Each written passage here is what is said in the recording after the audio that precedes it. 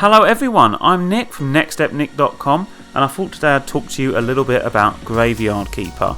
So after Halloween I wanted something macabre, I wanted something a bit gothic and I wasn't sure what to play and I hadn't got round to playing this, really wanted to play it when it was first released, but with the new Stranger Things expansion having just come out, I thought why not jump in and have a go and see how I get on. So in regard to Graveyard Keeper, if you like things like Stardew Valley and Harvest Moon and you're also a fan of the gothic, this is one I would recommend you pick up. It's a really fun game with a great gameplay loop. There are a few little problems here and there, but for the most part, they've got this great sense of humour and this really enjoyable title. I mean, check out the characterisation here.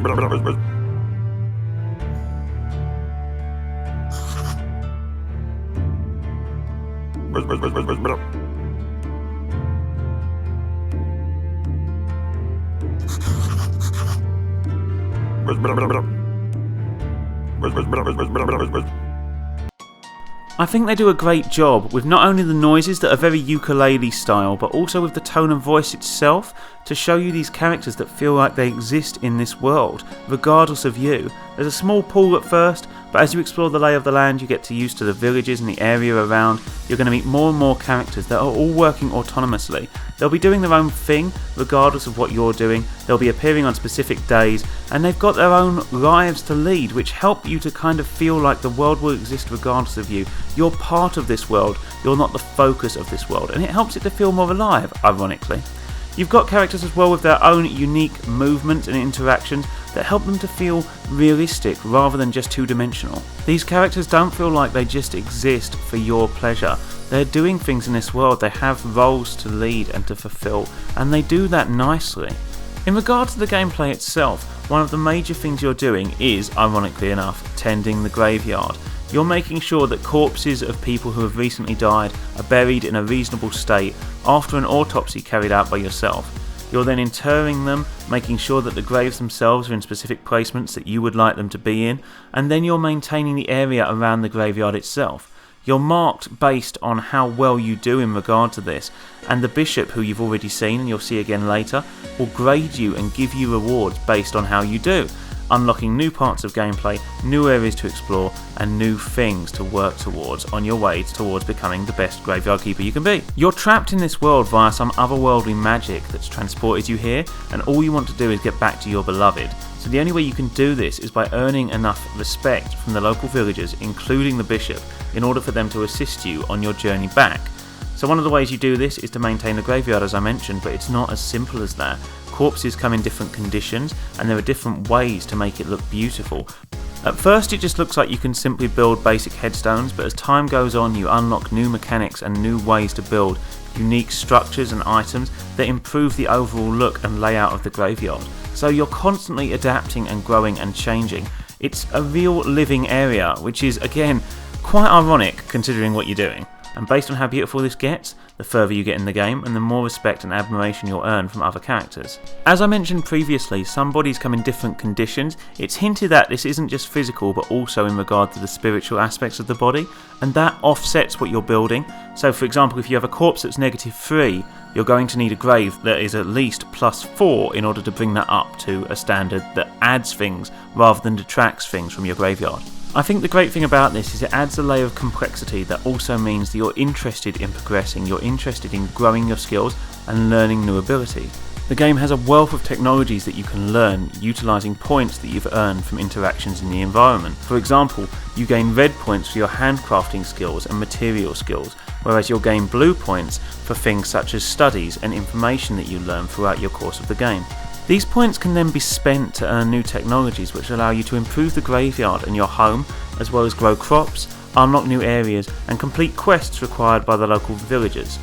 All of these things tie into an enjoyable and satisfying gameplay loop that encourages you to grow and adapt. You'll be able to make new things, new items, create new areas and explore new places. It encourages you to keep playing and learning and wanting to unlock the next thing on that tech tree.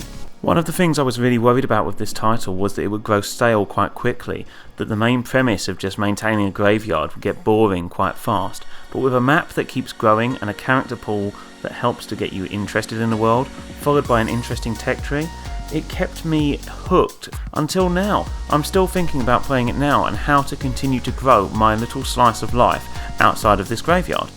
Quite a lot of your time is spent getting new resources, so cutting down trees, getting rocks and digging them up, but also finding things like iron. It can get a bit tedious sometimes because you are repeating the same duties over and over again. You've probably noticed as well that in the top left is a blue bar. That is your energy level. So when that runs low, you need to either take a potion or sleep. Because of a lack of potions, especially at the start of the game, you'll find yourself sleeping quite a lot, which means you end up watching a lot of time where your character is just laying in a bed, taking his time. It takes a lot of the urgency out, and rather than it feeling like I have a certain number of jobs to do in that day, it feels like I'm being forced into a place and away from the fun gameplay. Instead, just watch my character sleep, which is one gripe I do have about the game. The game also has moments that I think are kind of questionable. They're still fun in regard to this gothic trope, and they are kind of funny if you take them in a light-hearted way, but they did make me wince a bit. So for example, here I'm performing an autopsy where I'm cutting meat from a corpse, and later on I will have the opportunity to sell these items to an innkeeper as food for the local patrons. It's played off in a kind of comical way, but at the same time, for some reason, it still feels a bit eerie. It is a bit unnerving. So it's not one of those games that just has comedy. There are moments where things feel a little bit not quite right. And it is unsettling, but in a way, that's something I appreciate in a game like this. I also really enjoyed the idea of becoming a priest and holding my own sermons. So once you get to a certain point, you unlock certain areas in the church where you can hold your own sermons once a week. This means that people will come in and give you faith and pray with you, but also pay towards the congregation, which means that they can help you to buy new things and new items from local vendors. It's an interesting mechanic, it's quite fun to enjoy as well, and it's very different from anything else I've played, especially in recent years. I appreciated the fact that there was something here, a different layer, a different level of gameplay that I wasn't expecting to have. It was a really enjoyable thing, but as I mentioned, it's only able to be done on specific days, and this is one of the major gripes I do have about the game. Certain interactions are only available on specific days, and when you couple this with the fact that your inventory is very restrictive and you need to utilise items across a wide area, it means that sometimes you'll find that you just won't have time to get from A to B in order to get something done. This would be a minor problem because as time goes on you can unlock faster ways to travel, you can unlock areas that make for shortcuts, but at the same time at the start of the game it can turn things into a bit of a slog. For example, here I'm trying to run not only a sermon on this one day of the week, because you can only do it on this specific day, but also to complete a quest for the bishop, who only appears on this day. If I don't do this in time, he will disappear and I'll have to wait a week's worth of time before I can complete this quest and move on to the next thing I need to work towards. It means that goals sometimes feel like they're prolonged in a negative way. I'm not working towards something that I'm enjoying. Instead, I feel that I've accomplished a goal and now I just have to sit on my hands and hope for the best until that person reappears or until that interaction is available to me again. It's only a small gripe, however, and although it takes time to travel back and forth and it's something that's addressed later on, it's something that new gamers I think would find very frustrating if they don't know there's going to be a little bit of relief from this later on in the game. There's a lot of interesting things that have been added through the Stranger Sins pack as well, and I don't want to spoil anything too much, I just wanted to give you a little bit of a view of what I think of the game so far and why I think, in honesty, you should pick it up today.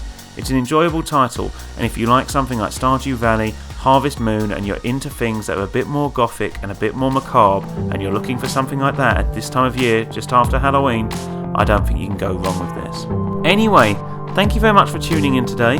Please don't forget to like, share and subscribe if you have enjoyed this video, and also head over to nextstepnick.com to find all my latest news, reviews, articles and impressions of the latest games and titles. Again, thank you so much for watching this video today. Have a great day and hopefully I'll see you again very soon.